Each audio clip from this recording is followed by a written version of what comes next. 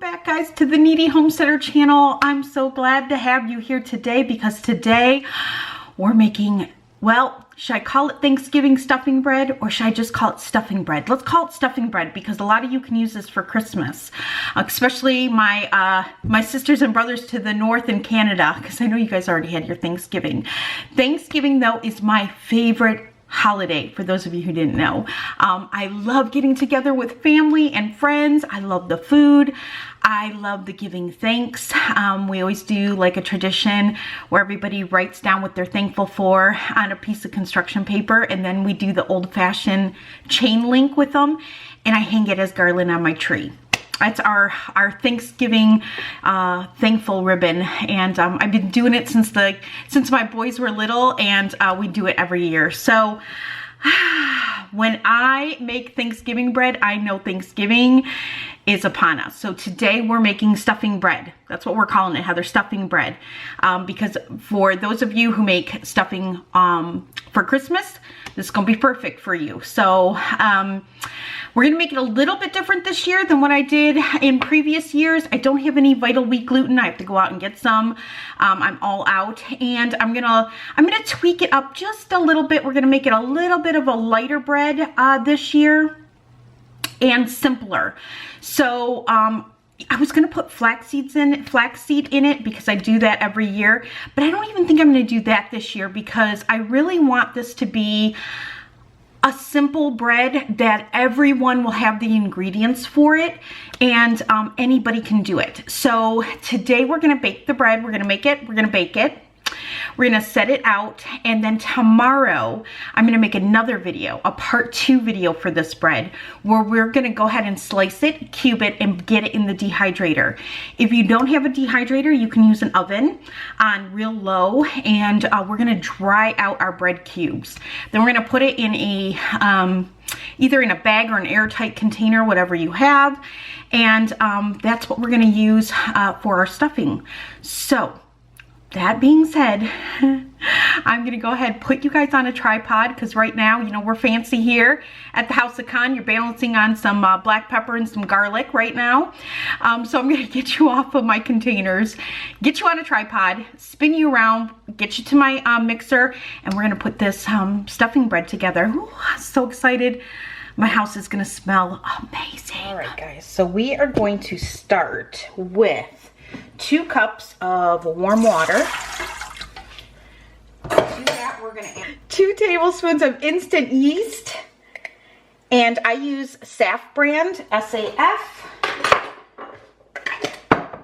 Keep your yeast in the freezer and it will keep much longer for you.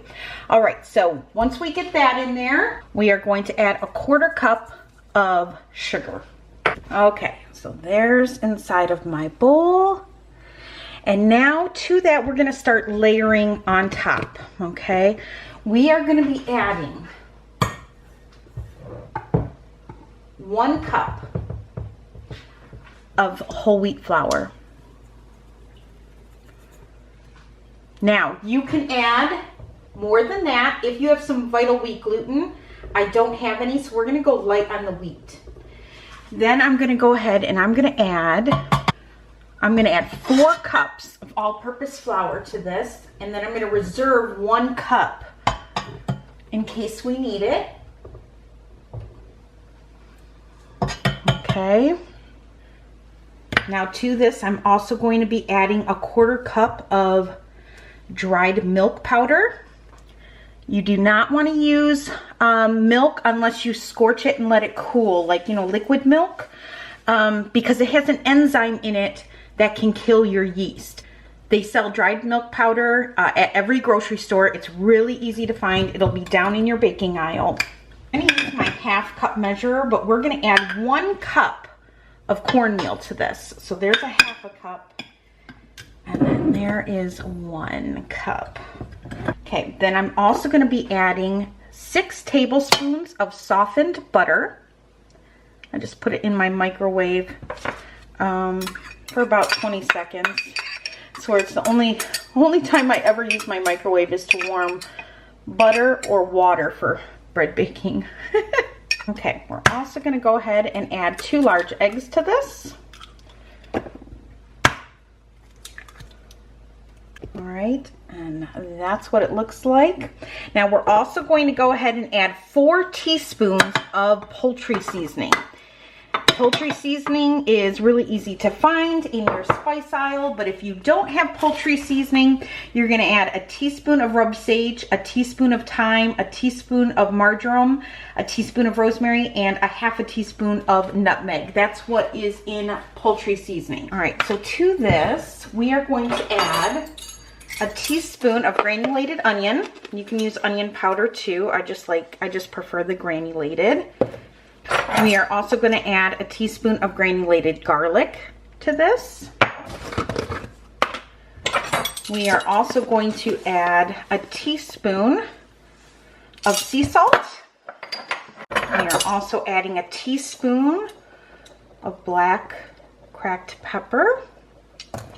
And then I am also going to add a tablespoon, a heaping tablespoon of home dehydrated parsley, which I'm going to go ahead and just kind of crunch up right in there. If you don't have home dehydrated, regular parsley is fine. Okay, and that is it. There you have it. So we're going to go ahead and lift this up. I'm going to set this on a speed 2. And we're going to just combine this. And as this comes together, I'm going to watch it. And if I need to add another cup of bread flour, I will. I'm not using all-purpose flour for this. I'm using a high gluten bread flour.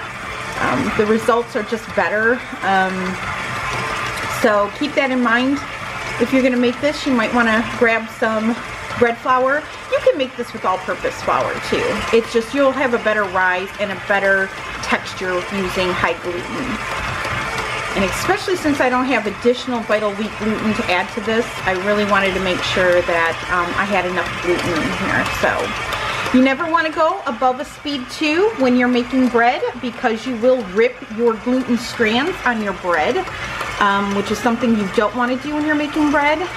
So level 2 on a KitchenAid mixer is the highest you want to go. And so yeah, so we're going to watch this come together. And it's already smelling incredible, you guys. We want it to pull away from the bowl. We don't want it too dry though. We don't want to add too much, but we don't want this dough to be sticky. And it looks beautiful. Look at that. See how the bowl is nice and clean in there? That's exactly what you're looking for. So once you get it to this point, you want to go ahead and set your timer. I have a ProLine 7, so it only really needs to knead for, they say 4 minutes I think, but I'm going to do it for 5. You might need to knead it for 7 minutes, depending on your machine, whatever machine you're using. But I'm going to go ahead right now and I'm going to set my timer here for 5 minutes. And I'm just going to let that knead together, and then we're going to let it rise. All right, when I get to that point, I will bring you back. All right, so our timer went off. We're going to drop that. Make sure your hands are nice and clean for this. Don't hook off of this. And then we're going to lift this off of here, and I'm going to show you what my bowl looks like, so you can see you really want a nice clean bowl. And yeah, all right, let's pull this out and make sure your counter is nice and clean. We're gonna pull this dough out, and then we're just gonna knead it just a little bit. Make sure my sleeves are nice and high. Oh, it's beautiful. It smells amazing. Again, it's just a little different than what I made last year. I will leave a link up above in a card for you guys if you want to check out the Thanksgiving bread that I made last year. So here we go. So what I'm going to do, I'm just going to kind of pull it up and tuck it. And kind of just round it off. And then flip it There we go. And look at that. Beautiful dough ball.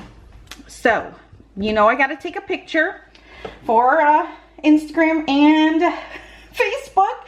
If you guys are not following me over there, follow me over there. I'll even get you guys in the picture with the camera.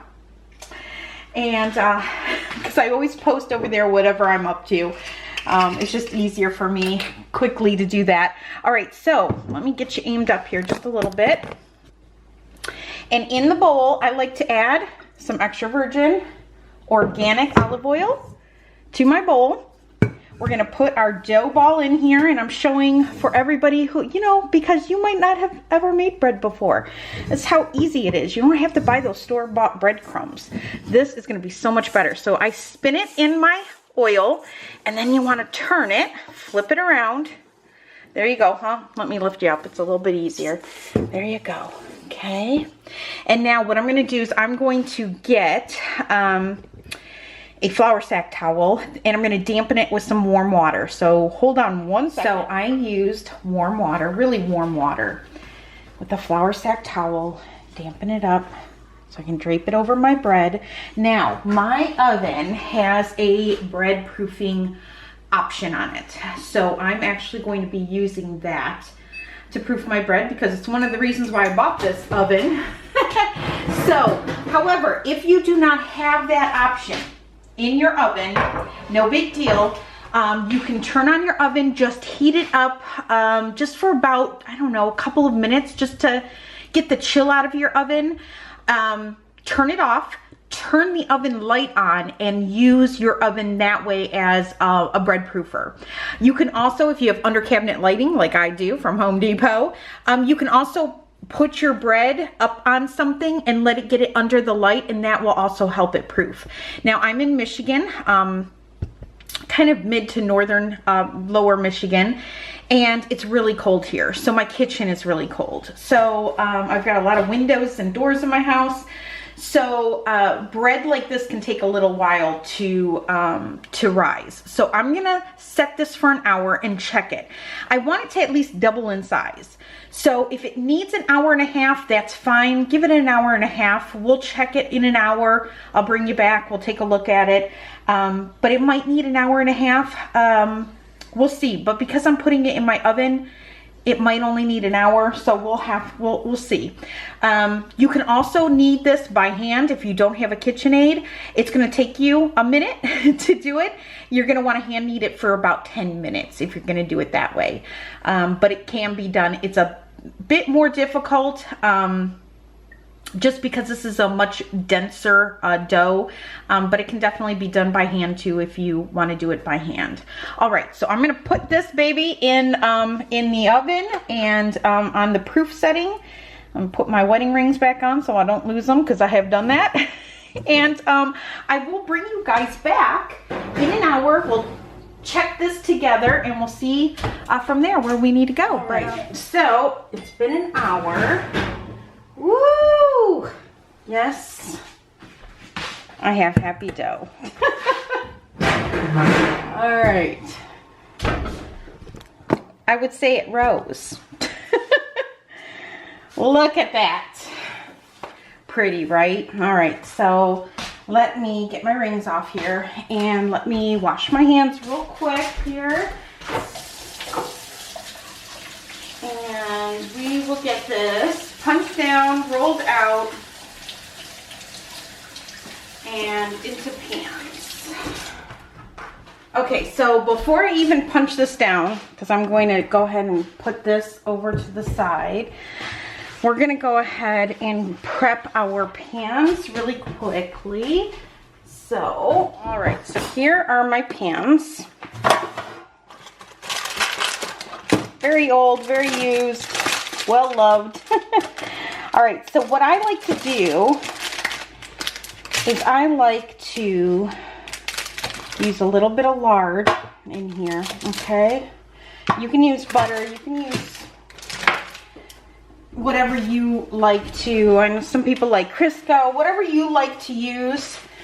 I like using lard, so I'm gonna go ahead and just grease up my pan here. And then once those are greased up, I'm just gonna add a little bit of cornmeal at the very bottom of my pan and give that a nice shake just so that it's coated on the bottom. I just like the way it tastes. So there we go. All right, there you have it. So there are our pans. Now, actually, I'm going to get those out of the way right now. We're going to bring our dough back. Happy dough. Now we're going to go ahead and lightly deflate it. Okay. And then we're going to get that right out of our bowl. Okay. I'm going to just kind of press out all of the air. Oh, it smells so good. All right. And then we're going to go ahead. I'm going to take my bench knife and aim you guys down. There you go. That helps, Heather. Sorry about that, guys. We're going to go ahead and just kind of cut this in half. Okay. I'm going to put one half over to the side. I'm going to, bye baby. And then we are going to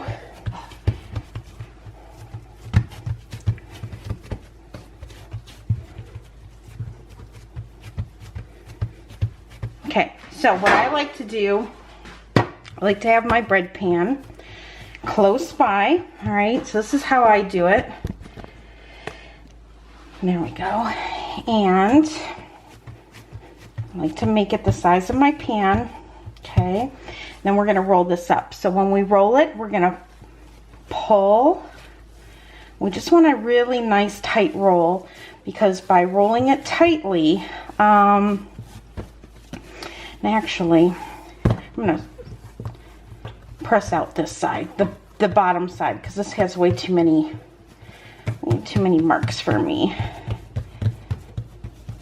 Kind of press that all together. It's the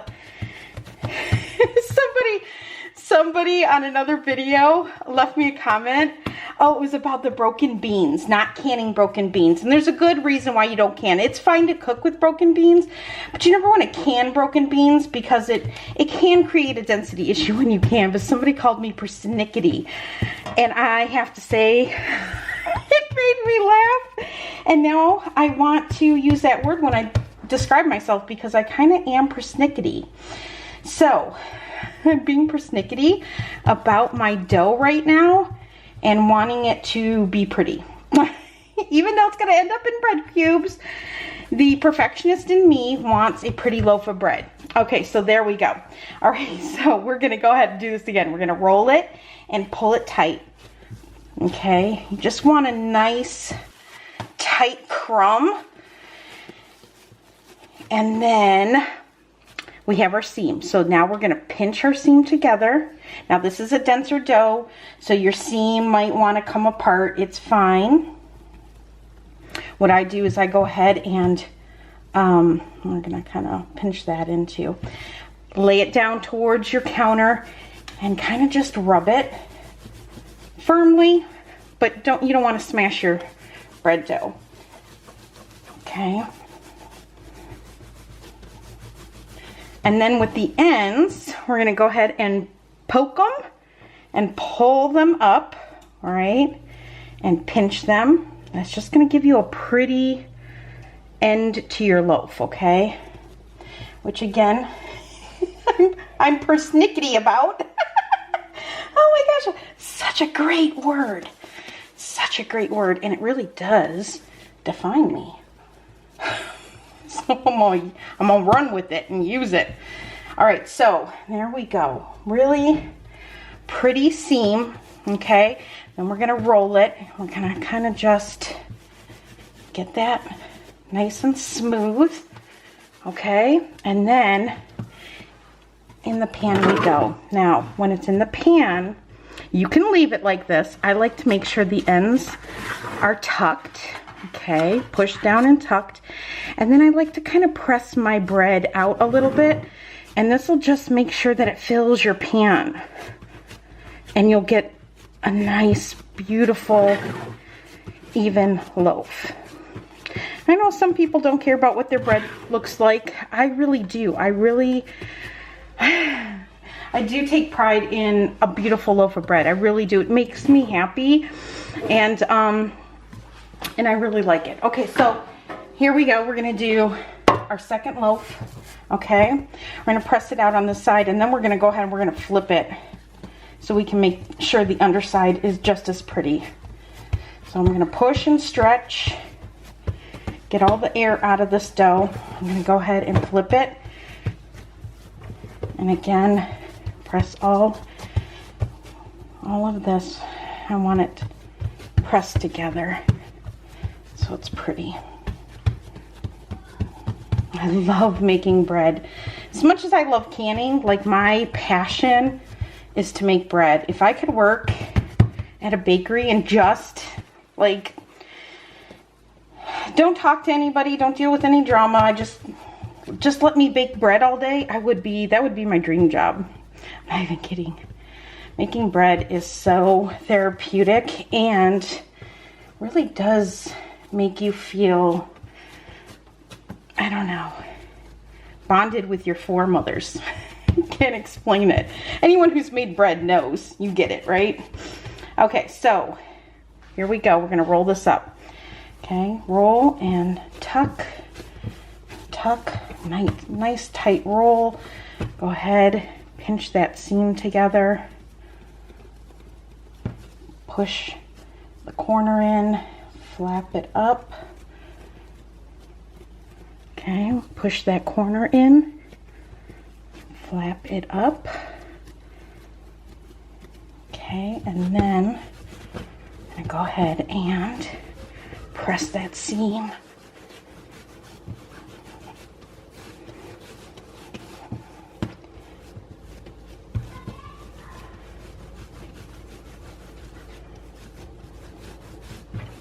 Okay. Beautiful, beautiful. Okay. Get our bread in there with the pan. That's why it's nice when you're shaping your bread to have the pan in front of you so it's not too big. And it'll fit in there beautifully. I like to tuck those ends in and under. Then press your loaf out. Okay. And then now we've got two beautiful loaves there. Now I'm gonna go ahead and I'm gonna grab some spray. I get it at Aldi. It's just olive oil spray. So I'm gonna go ahead and spray the top of my loaves with some olive oil. And that will keep it from drying out. I'm gonna go ahead and put my damp rag back over these. And I'm gonna let these rise for about a half hour. In the meantime, we're gonna go ahead and I'm gonna turn off my proofer. I'm gonna go ahead and turn on my conventional bake oven. I'm gonna set my oven to 350 degrees. I'm gonna let that preheat. And I will be back, you guys, in a half hour. We are gonna bake up. Well, tomorrow we'll break it up, but today we're gonna bake it up. And we're gonna bake some stuffing bread. Ah! Smells so good in my kitchen already. Okay, so it's been a half hour. Here we go. Ooh, they're so pretty. Okay, we're gonna put them in the oven and in a half hour, 35 minutes until when you knock on it, it's nice and hollow sounding. I'll bring you back when I pull them out. All right, it's been 35 minutes. Let me grab my gloves here. And turn off my oven. Ooh, all right, I baked them for 35 minutes. They look perfect. Look at that. Oh, beautiful, beautiful, beautiful, beautiful. All right, now I'm going to go ahead and get out my rack, and we're gonna turn these out onto a cooling rack. Let's see how I can do this. All right, hold on. I can't set it up right here for you.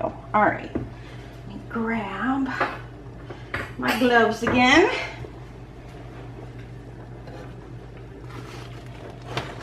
And turn this bread out. Beautiful. All right, let's do the second one.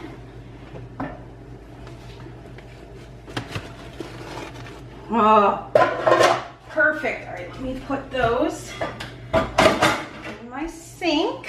All right. Oh, absolutely perfect. There you go, with the big overhead light on. Sometimes I don't like turning that on all the time because sometimes it causes weird shadows. But there you have it. 2 beautiful loaves of future stuffing. Now, you do not have to turn this into stuffing. You can slice this up. You could toast it or you could leave it plain. Put it on as the base for a hot turkey sandwich when you make your leftovers. Oh my goodness. Hot turkey sandwiches with stuffing bread is the best. You can use it for cold turkey sandwiches. Make your bread, make your sandwich using this bread. It's delicious. So many ways you can use this. All the flavor is already packed inside of it. It's fantastic. So what I'm gonna do with this is I'm going to make room. I've got such a mess, you guys, to clean up. I'm gonna make room for it right on my bread, where they will sit until tomorrow, where we will cut into this.